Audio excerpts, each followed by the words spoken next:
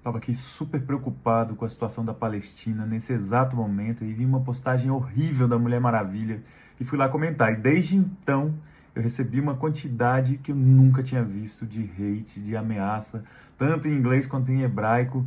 E eu falei, cara, eu vou fazer um vídeo sobre isso. Vou falar sobre pelo menos 5 coisas que eu acredito que todo mundo precisa levar em consideração antes de sair compartilhando qualquer coisa por aí que viu na imprensa. A maioria das pessoas eu sei que nunca ouviu nenhuma dessas 5 coisas, mas eu tenho certeza que a quinta é a que mais vai te surpreender. Eu sou Thiago Ávila, internacionalista, comunicador, e me segue aqui para mais conteúdos como esse. A primeira coisa é que Gaza é a maior prisão sem teto do mundo. É um dos lugares com a maior densidade populacional no mundo inteiro. Em uma área menor que o plano piloto de Brasília, vivem 2.200.000 pessoas amontoadas. Quase a metade dessa população tem até 14 anos e a média da região é de 17 anos. 70% dessas pessoas não viviam lá antes de 1948 e foram expulsas no Nakba, na grande tragédia, quando o exército israelense expulsou mais de 750.000 pessoas de suas casas na Palestina histórica. Desde 1967, na Guerra dos 6 Dias, Israel fazia colônias na região.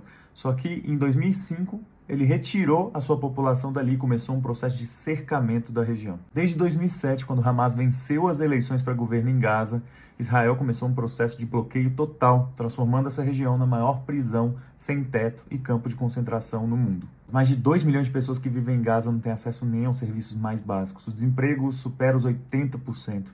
E mais de 56% da população vive abaixo da extrema pobreza. Metade da população depende de doação de alimentos a cada refeição. E segundo o Banco Mundial, metade das mulheres grávidas hoje estão anêmicas, assim como metade dos bebês até 2 anos. Ao longo dos últimos anos, o povo palestino em Gaza acessou a eletricidade por no máximo 4 horas por dia e, segundo a ONU, metade da população de Gaza acessa a água somente a cada 5 dias por um período entre 3 a 5 horas somente. 96% da água foi contaminada por Israel, que também bombardeou a maior parte da infraestrutura de saneamento e de hospitais. Se alguém precisa de um atendimento médico de maior complexidade, precisa pedir uma autorização para ultrapassar os portões de Israel e ir à Cisjordânia, só que na maioria das vezes não é concedido. Eu estou falando isso não é porque eu li em algum lugar ou alguém me mostrou, mas eu estive lá nesses mesmos portões, vendo que quase ninguém conseguiu ultrapassar. E o bloqueio também é naval e aéreo. A última vez que a Frota da Liberdade tentou furar esse bloqueio com comida e com material escolar,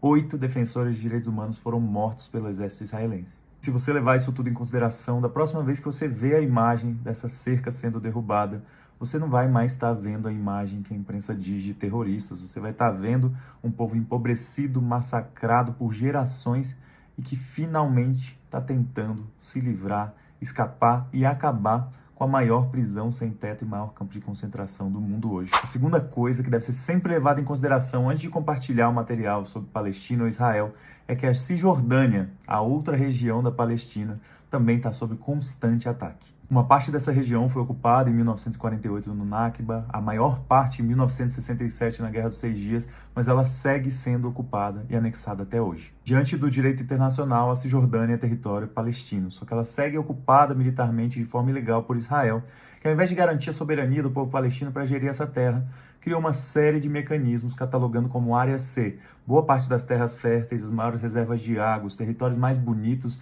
onde eles vêm construindo colônias, que também são chamadas por algumas pessoas de assentamentos judaicos. A Cisjordânia também tem outras áreas que Israel permite mais acesso, como as áreas B e as áreas A, onde de fato existe uma administração civil palestina, só que Israel entra lá com muita frequência, com seus exércitos, sua polícia, e assassina jovens palestinos no campo de refugiados ou nas cidades, e tudo isso eu presenciei. Essa região, o massacre é cotidiano, e é tão cruel que Israel vende nas feiras internacionais de armas com valor agregado maior, porque vem com um selo de testadas em campo.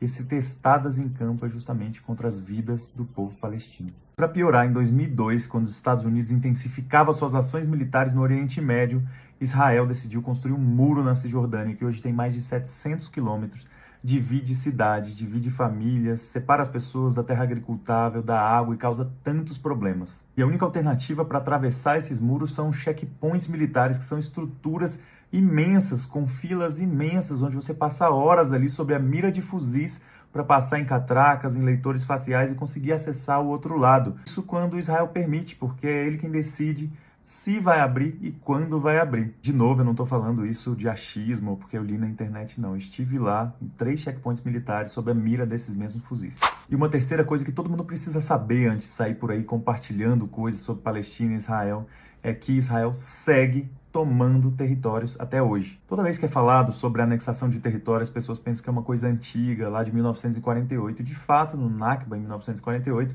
foi quando Israel tomou a maior parte do território da Palestina histórica, 55%, já ultrapassando tratados internacionais. Só que em 1967, na Guerra dos 6 Dias, tomou a maior parte da Cisjordânia, a maior parte do território de Gaza, deixando Gaza do tamanho do plano piloto e a Cisjordânia do tamanho do Distrito Federal e tomando todo o resto. Aliás, vale dizer que nessa época Israel não tomou só território do povo palestino, não. Tomou também a península de Sinai do Egito e acabou devolvendo depois, mas tomou as colinas de Golã da Síria e nunca devolveu. E o projeto de anexação de territórios seguiu por parte de Israel a um ponto que o povo palestino hoje tem acesso a menos de 10% do seu território histórico originário. Essa tomada de território ela é feita das piores formas, com massacres, com agressões, com tomadas de casa, derrubadas, com cercamentos, concretagem de nascentes, com tomada de terra agricultável, com as maiores violências e violações, que eu não estou falando isso porque alguém me contou, porque eu vi presencialmente lá. Agora que você já sabe disso, leve em consideração da próxima vez que alguém disser que um palestino invadiu Israel, que é o que a mídia imperialista vive dizendo por aí.